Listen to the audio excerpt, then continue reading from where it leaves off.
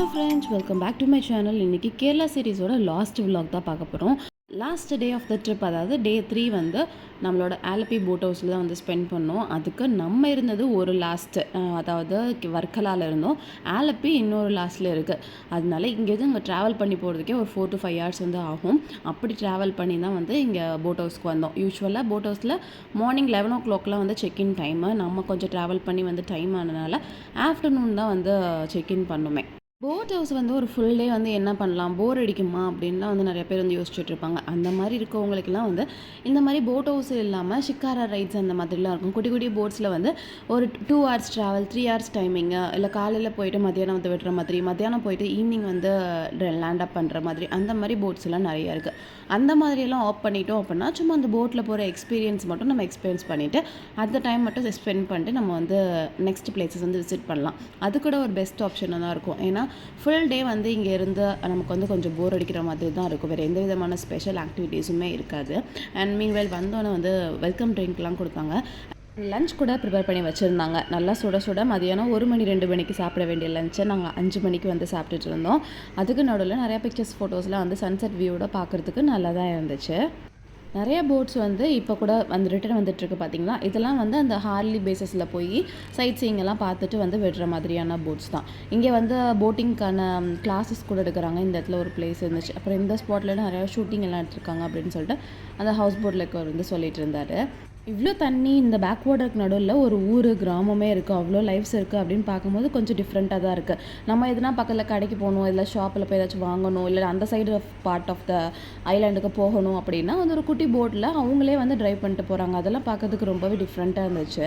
நம்மளாம் அந்த மாதிரி போகுமா அப்படின்னு கேட்டால் எனக்குலாம் கொஞ்சம் பயம் தான் தண்ணினா பார்த்தாலே. பட் ஆனால் நிறைய லேடிஸே வந்து போட்டை வந்து ரைட் பண்ணிட்டு போயிட்டு இருந்தாங்க. அண்ட் லஞ்ச் வந்து சாப்பிட்டு முடிச்சாச்சு.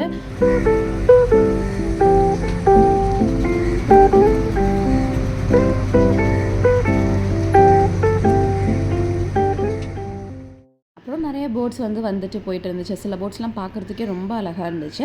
அப்புறம் இங்கே போட்டிருக்காங்க பார்த்தீங்கன்னா, நேஷ்னல் சென்டர் ஆஃப் எக்ஸலன்ஸ் அப்படின்னு சொல்லிட்டு. இங்கே தான் வந்து கயாக்கிங் இல்லைனா ஸ்பீட் போட்டாக எதுக்கோ வந்து ப்ராக்டிஸ் எல்லாம் கொடுக்குற ஒரு பிளேஸ் ஆமாம். நிறையா ஸ்போர்ட்ஸ் பர்சன்லாம் வந்து இங்கே ப்ராக்டிஸ் எடுத்துப்பாங்களாம். அப்புறம் முக்கியமாக இங்கே பண்ண வேண்டிய ஆக்டிவிட்டி பார்த்திங்கன்னா இந்த ஸ்பீட் போட் ரைட் தான். இதுக்கு தனியாக எக்ஸ்ட்ரா சார்ஜஸ் பே பண்ணோம் அப்படின்னா நம்மளை ஒரு ரவுண்ட் வந்து கூப்பிட்டு போவாங்க.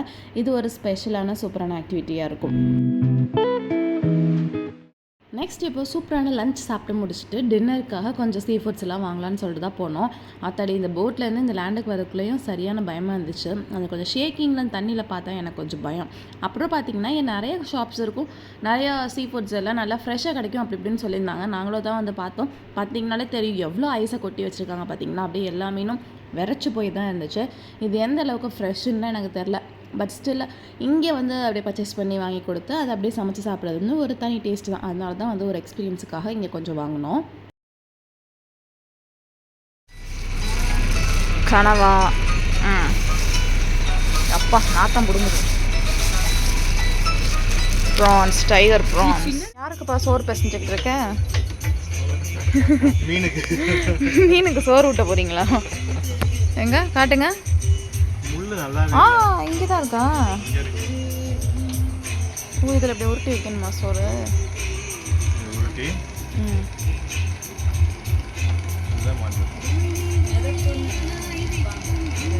ஓ வைக்கணும். இது என்ன மாவா? அது மைதா மாவா?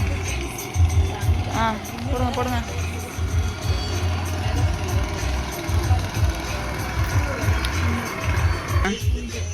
ஓகே.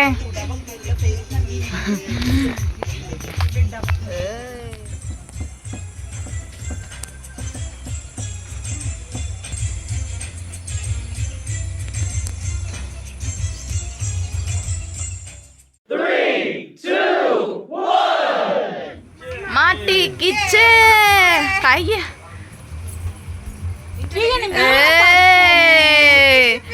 சூப்பர்.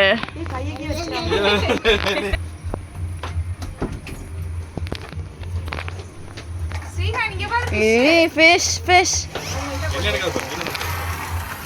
மீனை திரும்ப உள்ளே போட்டலாம்.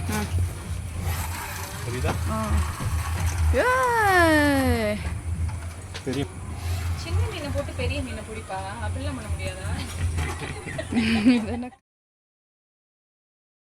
அப்புறம் நெக்ஸ்ட் டே 28th அன்றைக்கி என்னோடய பர்த்டே. அதுக்காக ஒரு குட்டி சர்ப்ரைஸாக என்னோடய ஹஸ்பண்ட் வந்து 27th அன்றைக்கி 12 மணிக்கு ஒரு கேக் வாங்கிட்டு வந்து கட் பண்ணி ஒரு குட்டி செலிப்ரேஷன் பண்ணோம்.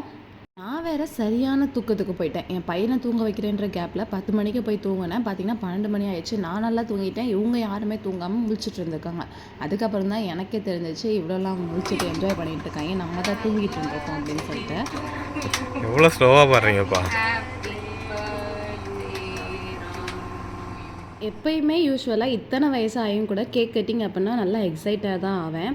நல்லா வந்து ஜாலியாக தான் கேக் கட் பண்ணுவேன். இந்த வீடியோ பார்க்குறப்ப தெரியுது என்னென்னா அப்புறம் தூங்கிட்டு எனக்கு என்னன்னு யாருக்கு வெட்டுறோ எதுக்கு வெட்டுறோ தெரியாத மாதிரி கேக் வெட்டிகிட்டு இருக்கோமே அப்படின்னு எனக்கே பார்த்து கொஞ்சம் சிரிப்பாக தான் இருக்குது. ஊரில் வீட்டில் இருந்திருந்தோம் அப்படின்னா 12 மணிக்கு கண்டிப்பாக கேக் வெட்டுவாங்க, நம்ம அலர்ட்டாக இருப்போம். இருந்தாலும் சர்ப்ரைஸ் ஆகிற மாதிரி ஒரு ஆக்ஷனாச்சும் பண்ணுவோம். இங்கே இதுக்கெல்லாம் வாய்ப்பே இல்லை. தண்ணிக்குள்ளே போட்டில் இருக்கோம். இங்கே வந்து யார் இவங்களுக்கு கேக் வாங்கி தர போகிறான்னு சொல்லிட்டு நான் அதை பற்றி யோசிக்கவே இல்லை. அப்படின்னு நல்லா தூங்கியாச்சு. அவள் இன்னும் பிறக்கவே இல்லை. நாளைக்கு 12 மணிக்கு தான் பிறக்குவா. நாளைக்கு சாயங்காலம் தான் பிறந்தாலாம்ப்பா. சாயங்காலம் மத்தியானம் 1 மணிக்கு 12 மணிக்கு.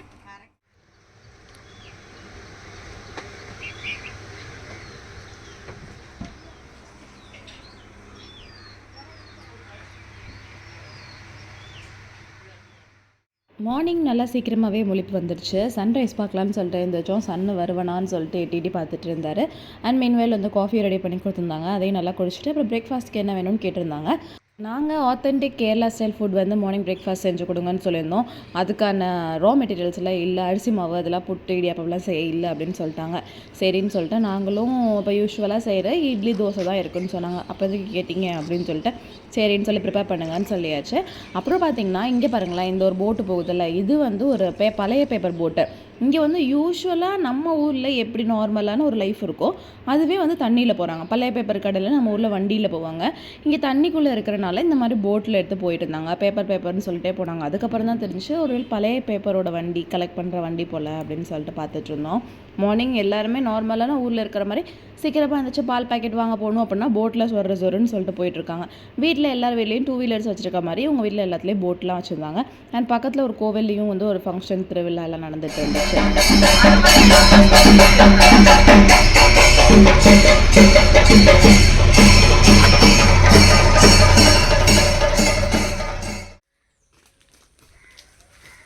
Streets of Alappuzha.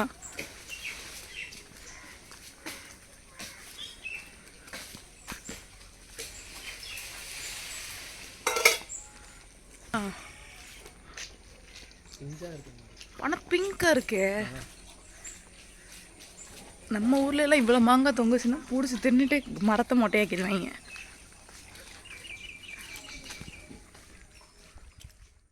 இப்போ போட்டை விட்டு நாங்கள் இறங்கி எங்கே வந்தோம்னு பார்த்தீங்கன்னா, நமக்கு வந்து கண்டிப்பாக இன்றைக்கி பரோட்டா, சன்னா கறி, அப்புறம் அதாவது கடலைக்கறி, அப்புறம் முட்டைக்கறி அதெல்லாம் வந்து சாப்பிடணும் போல் கண்டிப்பாக டெம்ட் ஆயிடுச்சு. அதனால அதை வாங்கலான்னு சொல்லிட்டு பக்கத்தில் இருக்க ஒரு ஷாப்புக்கு வந்தோம். அங்கே லோக்கல் பீப்புளில் கேட்டோம் அங்கே பக்கத்தில் எங்கே ஷாப் இருக்குதுன்னு சொல்லிட்டு.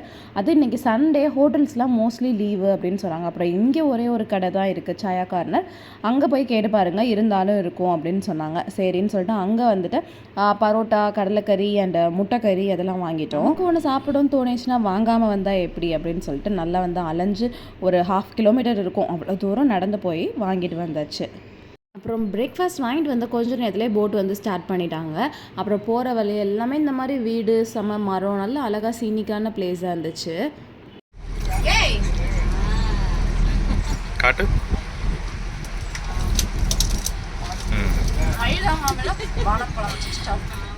அப்புறம் இதெல்லாம் தான் அங்கே பிரேக்ஃபாஸ்ட் வந்து செஞ்சு கொடுத்துருந்தாங்க. இட்லி, தோசை, சாம்பார், சட்னி எல்லாம் வச்சுருந்தாங்க. அப்புறம் நம்ம வாங்கிட்டு வந்த பரோட்டா, முட்டைக்கறி அண்ட் கடலைக்கறியுமே இருந்துச்சு. அப்புறம் ஒரே ஒரு பழம்பொரி மட்டும் வாங்கிட்டு வந்திருந்தோம். எங்கள் வீட்டில் உங்களுக்கு பிடிக்காதுன்னு சொல்லிட்டாங்க, அதில் எனக்கு பிடிக்கும்னு சொல்லிட்டு வாங்கிட்டு வந்திருந்தோம்.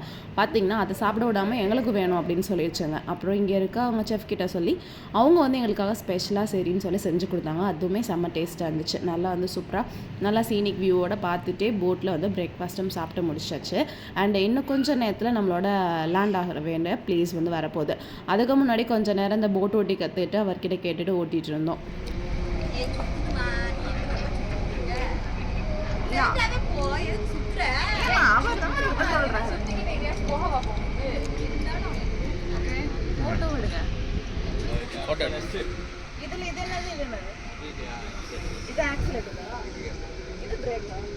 இது ஃபார்வேர்ட் இங்கே பார். அவ்வளோதான், இந்த ஒரு நாள் படகு வீட்டில் இருந்து நம்ம கிளம்ப வேண்டிய நேரம் வந்தாச்சு. ட்ரெஸ் அப் எல்லாம் பண்ணிவிட்டு ஃப்ரெஷன் அப் ஆகிட்டு திங்ஸ் எல்லாம் பேக் பண்ணிவிட்டு கிளம்பியாச்சு. லாட்ரிஸ் வாங்கியிருக்கீங்களா? எத்தனை லட்சம் பரிசா? இது எத்தனை லட்சம்? 70 லட்சம். 70 லட்சம் அப்பே. Gifts from boat house, boat chocolates.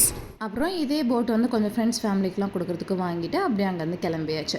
And வர வழியில் பார்த்தீங்கன்னா ஃபுல்லாக வந்து டீ எஸ்டேட்டாக தான் இருந்துச்சு. நிறையா பிளான்டேஷன்ஸ் எல்லாம் பண்ணியிருந்தாங்க.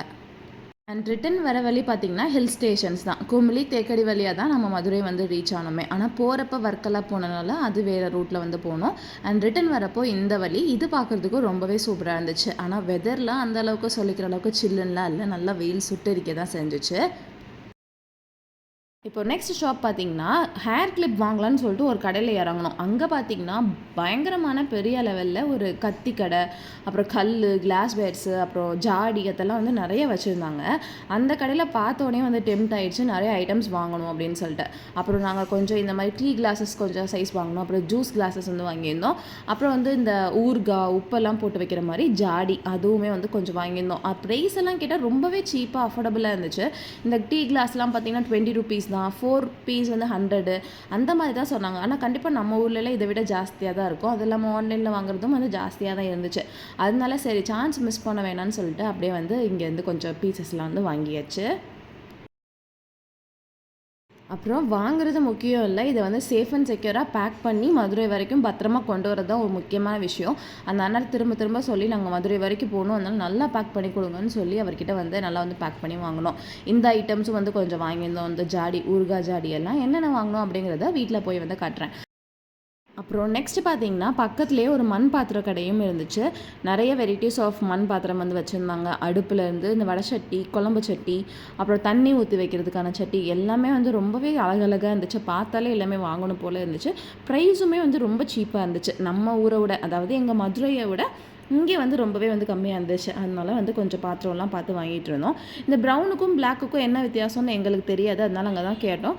ப்ரௌன் வந்து நார்மலாக 1 or 2 times வந்து வேக வச்சு எடுப்பாங்களாம். பிளாக் வந்து நல்லா 4-5 வாட்டி வந்து வேக வச்சு எடுப்பாங்களாம். ஸோ தட் வந்து சீசனிங் பண்ணுறதுக்கு கொஞ்சம் ஈஸியாக இருக்கும். அதனால் நீங்கள் டக்குன்னு வந்து யூஸ் பண்ணிக்கலாம் அப்படின்னு சொன்னாங்க. அண்ட் அதுலேருந்து கொஞ்சம் ஐட்டம்ஸ் எல்லாம் பர்ச்சேஸ் பண்ணிவிட்டு அப்படியே வந்து ட்ராவலை வந்து ஸ்டார்ட் பண்ணியாச்சு. இந்த கேரளா ட்ரிப்லேயே அதிகமாக வாங்கின ஐட்டம்னு பார்த்தீங்கன்னா இந்த வாட்டர்மெலன் தான். ஆல்ரெடி இங்கேருந்து வாங்கிட்டே இருந்தால் போயிருந்தோம். அங்கேயும் போய் 1 or 2 வாட்டர்மெலன்ஸ் வந்து வாங்க தான் செஞ்சோம். நல்லா வந்து கட் பண்ணி பாக்ஸஸில் போட்டு அப்பப்போ சாப்பிட்டுட்டே போனோம். ஏன்னா சரியான வெயில், தாங்கவே முடியாத அளவுக்கு கேரளாவில் வெயில். இன்னொரு வாட்டி சம்மர் சீசனில் இந்த கேரளா பக்கம் கிளம்பவே கூடாதுன்னு முடிவே பண்ணியாச்சு. இப்போ நெக்ஸ்ட் எங்கே வந்திருக்கோம்னு பார்த்தீங்கன்னா அச்ஃபான்ற கடைக்கு லஞ்சுக்கு தான் வந்திருந்தோம். லஞ்ச் பார்த்தீங்கன்னா நல்லா மந்தி பிரியாணி சாப்பிட்லான்னு சொல்லிட்டு தான் வந்திருந்தோம். இங்கே பார்த்தீங்கன்னா வெறும் மந்தி பிரியாணி தான் வச்சுருக்காங்க. வேறு எந்த விதமான ஸ்டார்டர்ஸ், சைட் டிஷ்ஷஸ் எதுவுமே இல்லை அப்படின்னு சொல்லிட்டாங்க. அப்புறம் எதுக்கு இங்கே உட்காந்து டைம் வேஸ்ட் பண்ணுறேன்னு சொல்லிட்டு பக்கத்தில் இன்னொரு கடை இருந்துச்சு, ஆப்பிள் பீன்னு சொல்லிட்டு. நாங்கள் உட்காந்தது கூட பார்க்காம எந்திரிச்சு இந்த கடைக்கு வந்துட்டோம். ஒன்றுமே இல்லாமல் கடையில் சாப்பிட்டு நம்ம அன்சாட்டிஸ்ஃபைடாக இருக்கிறதுக்கு இந்த கடையில் வந்து நம்ம பிடிச்ச மாதிரி நல்லா சாப்பிட்டுக்கலாம்னு சொல்லிட்டு இங்கே வந்து நிறைய அரேபியன் ரைஸு, சிக்கனு, தந்தூடு, ரோட்டிஸ் அந்த மாதிரி நிறைய ஆர்டர் பண்ணி நல்லா வயிறு முட்டை நல்லா சாப்பிட்டுட்டு நெக்ஸ்ட் வந்து அப்படியே கிளம்பியாச்சு.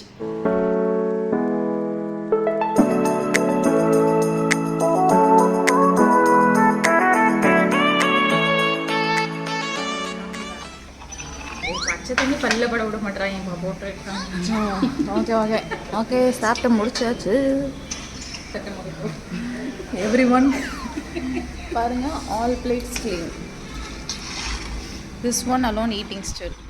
நான் ஆல்ரெடி சொன்ன மாதிரி கேரளாலேருந்து ஆலப்புழாலேருந்து மதுரை வரணும் அப்படின்னா கண்டிப்பாக இந்த குமிளி தேக்கடி ரோட்டில் தான் வரணும். அதனால ரோட்ஸ் வந்து ஹில்லி தானே குமிளி தேக்கடி எல்லாமே. அதனால ரோட்ஸ் எல்லாம் வளைஞ்சு நிறைய பென்ஸோடு வந்துச்சு. அதுவே கொஞ்சம் அப்படியே ஒரு மாதிரி இருந்துச்சு.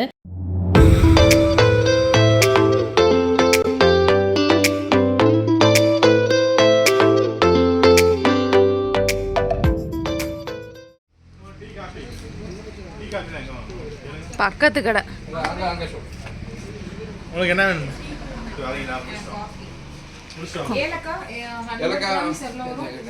ரெண்டு கிரேட் இருக்கு. ஒன்று 8 mm இருக்கு, 7 mm இருக்கு. நீங்கள் செல் பண்ணுங்க. 8 mm. இது வந்து தேக்கடியில் வந்து தான் நிறையா ஸ்பைசஸ்ஸு டீ அதெல்லாம் வந்து வாங்கியிருந்தோம். ஏலக்காய், பட்டை, கிராம்பு அதெல்லாம். அப்புறம் வந்து இங்கே தான் அந்த எசென்ஷியல் ஆயிலும் வாங்கியிருந்தேன். ரோஸ்மேரி எசென்ஷியல் ஆயில் கொஞ்சம் பியூராக இருக்க மாதிரி இருந்துச்சு, ஆர்கானிக்காக இருந்துச்சு. அப்புறம் கொஞ்சம் வாங்கிட்டு அப்புறம் இந்த மாதிரி ஸ்பைசஸும் கொஞ்சம் வீட்டுக்கு வாங்கிட்டு அப்படியே வந்து வண்டியை கிளப்பியாச்சு. அண்ட் அப்புறமேட்டு தான் தோணுச்சு சிப்ஸே வாங்கலே, கேரளா தாண்டி போகிறோமே அப்படின்னு சொல்லிட்டு அப்புறம் இங்கே தேக்கடியில் தான் நிப்பாட்டி ஒரு சிப்ஸ் கடையிலேருந்து ஃபேமிலி ஃப்ரெண்ட்ஸுக்கெல்லாம் கொஞ்சம் சிப்ஸ் எல்லாம் பர்ச்சேஸ் பண்ணிவிட்டு, சிப்ஸு கடையில் நிறைய சீட்டிங்கெல்லாம் பண்ணுவாங்க. வீட்டுக்கு வாங்குகிறோம் ஹை குவாலிட்டியாக தேங்காய் எண்ணெயில் பொரிச்சதாக கொடுங்க அப்படின்னு சொல்லி கேட்டு வாங்கணும். இல்லைன்னா ஏதாச்சும் பழசை கொடுத்து நம்மளை ஏமாற்றி விட்டுருவாங்க. அவ்வளோதான், விலாகோட எண்ட் அண்ட் ட்ரிப்போட எண்டுக்குமே வந்தாச்சு. அப்படியே வந்து ஹில்ஸ் எல்லாம் தாண்டி தேனி, திண்டுக்கல், மதுரைன்னு வீடு வந்து சேர்ந்தாச்சு. Shopping haul from Kerala trip அதையும் இப்போயே பார்த்துடலாம்.